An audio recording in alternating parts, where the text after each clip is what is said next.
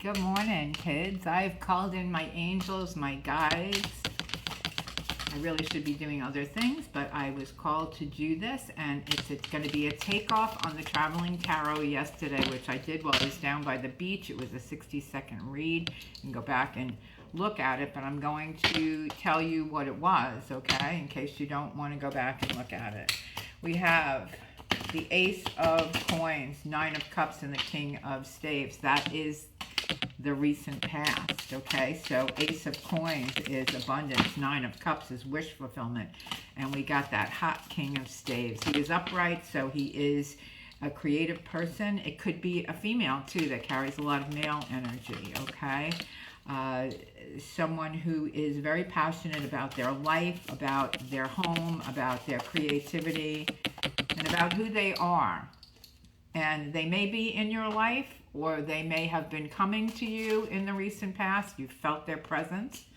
And currently you have Five of Swords, Three of Cups, and Nine of Wands. You're a little on the defense because you're having discernment, which is perfect at this time because we are ending out the cycle, okay, of shedding skin, and we're moving forward now because we had snake energy last year.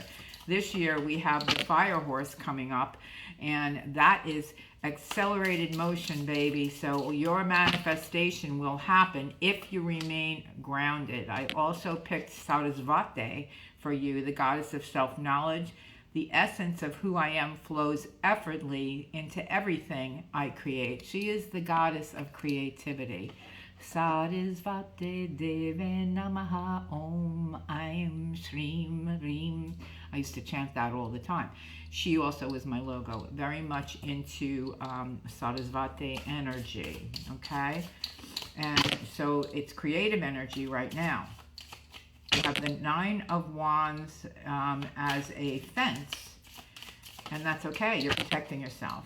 So we have, in the future, Three of Wands, the Star, and the Lovers. So you are looking for that connection. You are looking to manifest all things beautiful. But remember, all things beautiful come to you once you realize you are beautiful. It has to be inside of you in order for it to come to you. And when we have an issues with others and we get triggered, we have to look at what is that inside of me that is causing me to feel this way. Okay, maybe it's just that the person is a D, starts with a D and ends with a K. All right, or see you next Tuesday, right? And that's the way it is. So, Three of Wands, the Star, and the Lovers is wonderful for this fire horse energy. But if you don't stay grounded, you'll burn yourself out. So be aware of that. So that's why I said the reading was about discernment. So for your first card, you have a commitment, a beautiful home. You have the Four of Staves. You have the Fool, and you have the Magician. So you were on your way in the recent past. I'm not doing any reversals today. You have the Page of Sword coming in swiftly, so you're being very observant about who's coming into your field. You have the Hermit. Yeah, you're protecting yourself, but you do have the Chariot. So while even though you are staying where you are and not panicking and thinking that you have to get on the treadmill of being with the gaslighters, you don't, because you have the Chariot, and it's just waiting for you to gas it up, baby, when the time is right, okay?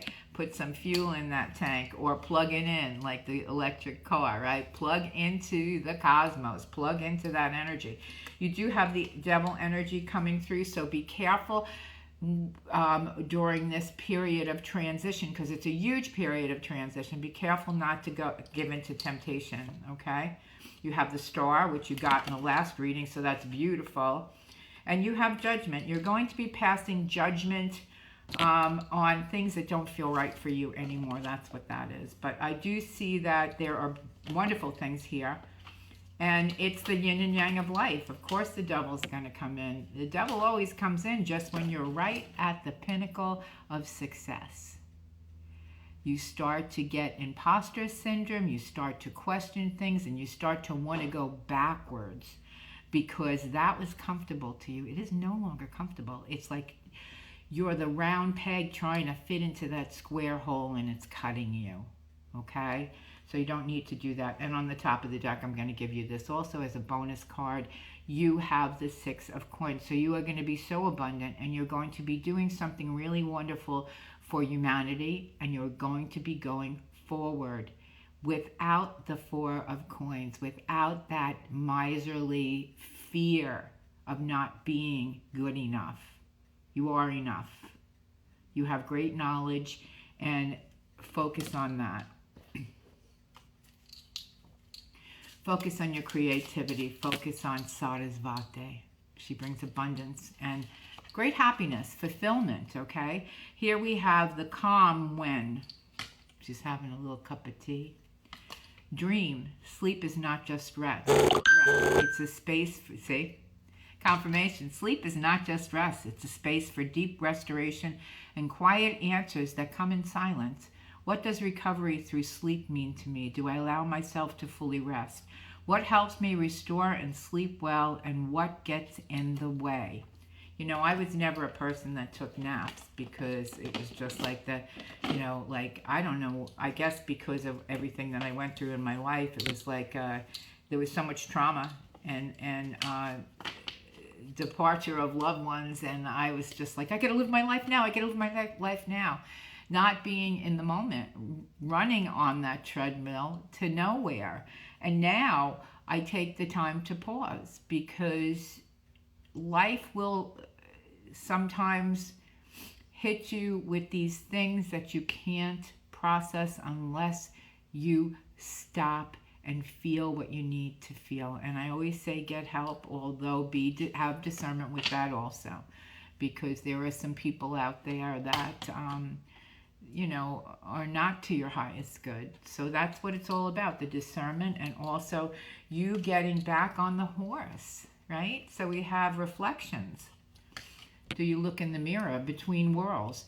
This is about transition. I'm no longer there, but not quite here yet. That's exactly perfect card for this reading, okay? It's not wrong. It's simply a process. Uncomfortable but honest. A card about trusting this in-between moment.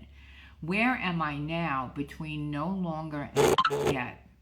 Can I stay with it without rushing or forcing? I'm sorry, I didn't turn my notifications off. So you're going with the flow.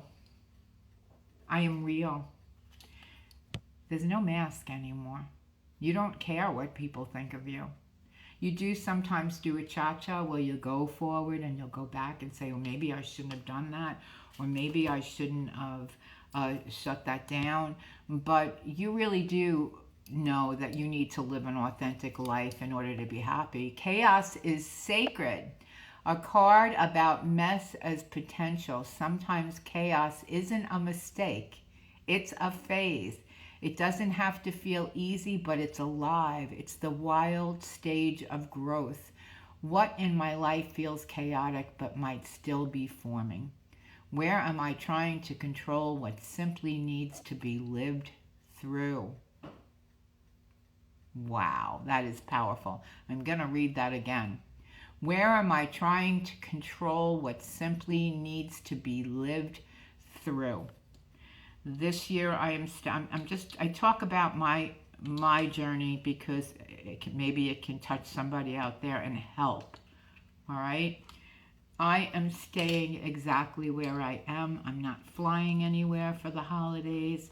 I'm finally at a point where I'm at a stillness. I'm not going to say it's a standstill, but it's a stillness that I need right now.